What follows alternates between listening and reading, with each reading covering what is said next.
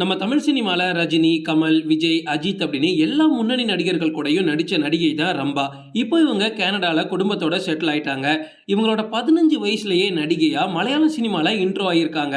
அதுக்கப்புறமா 1993ல உழவன் படம் மூலமா தான் தமிழ் சினிமாக்குள்ள இன்ட்ரோ ஆனாங்க. அடுத்த 20 வருஷம் இந்திய திரையுலகத்திலேயே கொடிகட்டி பறந்த நடிகை அப்படின்னா ரம்பாவை சொல்லலாம். தமிழ், தெலுங்கு, கன்னடம், மலையாளம், போஜ்புரி அப்படின்னு ஓவரால் இந்தியாவையும் கவர் பண்ணி வச்சிருந்தாங்க இவங்க. உள்ளத்தை அள்ளித்தா படத்துல நடிச்சதுக்கு அப்புறமா தமிழ்நாட்டு இளைஞர்களோட மத்தியில ஒரு கனவு கன்னியாவும் இவங்க மாறிட்டாங்க. இவங்க கெரியர் பீக்ல இருந்த டைம்லாம் இவங்களை அசைக்கவே முடியாது. எக்கச்சக்க ப்ரொடியூசர்ஸும் டைரக்டர்ஸும் ரம்பாவோட கால் ஷீட்டுக்காக அவ்வளவு வெயிட் பண்ணிட்டு இருந்தாங்க. இந்த சமயத்துல ரம்பா ரீசெண்டா ஒரு இன்டர்வியூல ஒரு விஷயத்த சொல்லியிருக்காங்க. அருணாச்சலம் படத்தோட ஷூட்டிங்ல இருக்கும்போது ரஜினியை பாக்குறதுக்கு சல்மான் கானும் ஜாக்கி ஷெராஃபும் வந்திருக்காங்க.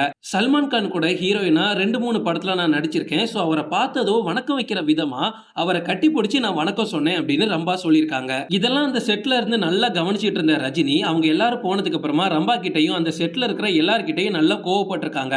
இப்ப எதுக்கு ரஜினி கோவப்படுறாரு அப்படின்னு யாருக்குமே புரியாத சமயத்துல ரஜினி சில விஷயங்களை நடிச்சு காட்டினாராம். எப்படி நடிச்சு காட்டினார்னா, ஹிந்தில இருந்து வந்தா எப்படி வணக்கம் வைக்கிறாங்க, நமக்கு எப்படி வணக்கம் வைக்கிறாங்க அப்படின்னு. ரஜினியை பார்த்ததோ கையை கும்பிட்டு வணக்கம் வைக்கிறாங்க. இதே ஹிந்தி ஆக்டர்ஸை பார்த்தா கட்டி பிடிச்சி வணக்கம் வைக்கிறாங்க. ஏன் என்னையும் கட்டி பிடிச்சி வைக்க மாட்டீங்களா அப்படின்னு ரஜினி கோச்சிக்கிட்டாருன்னு ரம்பா ரீசெண்டா கொடுத்த இன்டர்வியூல வேடிக்கையா சொல்லியிருப்பாங்க. ரம்பா வந்து சோஷியல் மீடியால ரொம்ப ஆக்டிவ். அதனாலதான் ரீசெண்ட் டைம்ல இன்டர்வியூ கொடுக்கலாம் அப்படின்ற ஒரு முடிவுக்கும் வந்தாங்க. 2010ஆம் ஆண்டு இலங்கையை சேர்ந்த தொழிலதிபரான இந்திரகுமார் அப்படின்றவங்கள லவ் பண்ணி கல்யாணமும் பண்ணிக்கிட்டாங்க. அவங்களுக்கு 2 மகள்களும் இருக்காங்க, ஒரு மகனும் இருக்கான். அப்படியே தான் இவங்க கனடா போய் செட்டில் ஆனது. சோஷியல் மீடியால எப்பவுமே போட்டோஸ், வீடியோஸ் போடுறத ஆரம்பத்துல இருந்து இப்போ வரைக்கும் தொடர்ந்து பண்ணிக்கிட்டு தான் இருக்காங்க. ரீசெண்டா இன்டர்வியூ கொடுக்கும்போது தான் நிறைய விஷயங்களை சொல்லியிருக்காங்க. அது எல்லாத்தையும் நான் வரிசையா சொல்றேன். அவங்க கிட்ட கேட்ட முதல் கேள்வி என்ன அப்படின்னா, இத்தனை வருஷம் நீங்க சினிமால இருந்திருக்கீங்க, சினிமாவுல உங்களுக்கு ஒரு பெஸ்ட் ஃப்ரெண்ட் அப்படின்னா யாருன்னு கேட்டிருக்காங்க. உங்களுக்கு யாரை ரொம்ப பிடிக்கும் அப்படின்னு கேட்டிருக்காங்க. இதுக்கு ரம்பா சொன்ன பதில் என்ன அப்படின்னா, எனக்கு சௌந்தர்யாவை தான் ரொம்ப பிடிக்கும். அவங்க பேசுறதோ பழகுறதோ ரொம்ப இயல்பா ரொம்ப நல்லா இருக்கும். அதே மாதிரி மகேஸ்வரியும் எனக்கு ஒரு நல்ல ஃப்ரெண்ட். பட் அதை தாண்டி ரொம்ப நெருக்கமான ஃப்ரெண்டுலாம் இத்தனை வருஷம் நான் சினிமால யாரையுமே வச்சுக்கிட்டது இல்லை அப்படின்னு சொல்லியிருக்காங்க. அதே மாதிரி இப்போ இருக்கக்கூடிய நடிகைகள்ல உங்களுக்கு யாரை பிடிக்கும் அப்படின்னு கேட்கும்போது எனக்கு த்ரிஷா தான் ரொம்ப பிடிக்கும். ஏன்னா அவங்கள ஒரு 2-3 வாட்டி நான் பார்த்திருப்பேன். இந்த 3 வாட்டியுமே ரொம்ப உணர்வு பூர்வமா ரொம்ப நல்லா என்கிட்ட பேசுவாங்க. இதை தள்ளி மற்ற ஹீரோயின்ஸ்லாம், இப்போ இருக்கிற மற்ற ஹீரோயின்ஸ்லாம் நான் பார்த்தேன் அப்படின்னா அவங்க என்னை கண்டுக்க கூட மாட்டாங்க அப்படின்னு வருத்தமாகவும் சொல்லியிருக்காங்க. ரம்பா வந்து 3 ரோசஸ் அப்படின்ற ஒரு படத்தை தயாரிச்சு அவங்களே நடிச்சிருந்தாங்க. அந்த படத்துக்கு அப்புறமா தான் இவங்களுக்கு ஒரு மிகப்பெரிய அடி அப்படின்னு சொல்லலாம். பொருளாதார ரீதியா அப்படியே இவங்க டவுன் ஆயிட்டாங்க. இன்னும் சொல்ல போனா இந்த படத்துக்காக வாங்கின கடனுக்கு வட்டி கட்ட முடியாம ரம்பா அவங்களோட சொந்த வீட்டையே வித்துக்கிட்டு தான் அதுக்கப்புறமா போனாங்க. இதுக்கப்புறமா தான் அவங்களோட மார்க்கெட் மொத்தமா கீழே போயிடுச்சு.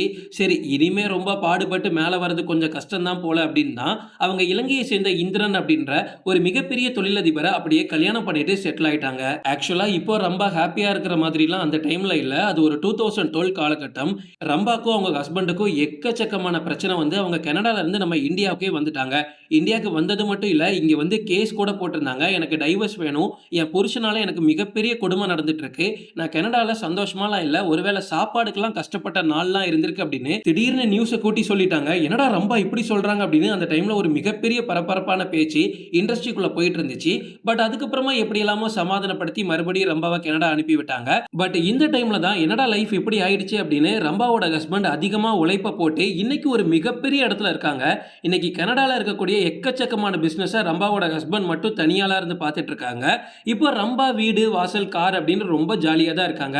இவங்க திரும்பி போனதுக்கு காரணமே ஐ திங்க் ரம்பாவோட ஹஸ்பண்ட் மறுபடியும் அவங்களோட மொத்த பிசினஸை ரீக்ரோத் பண்ணியிருக்கணும்.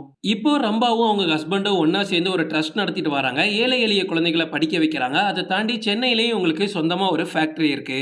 ஓகே ஃப்ரெண்ட்ஸ், இதோட நான் இந்த வீடியோ முடிச்சுக்கிறேன். இன்னொரு இன்ட்ரெஸ்டிங்கான வீடியோல நம்ம சந்திக்கலாம். Stay tuned.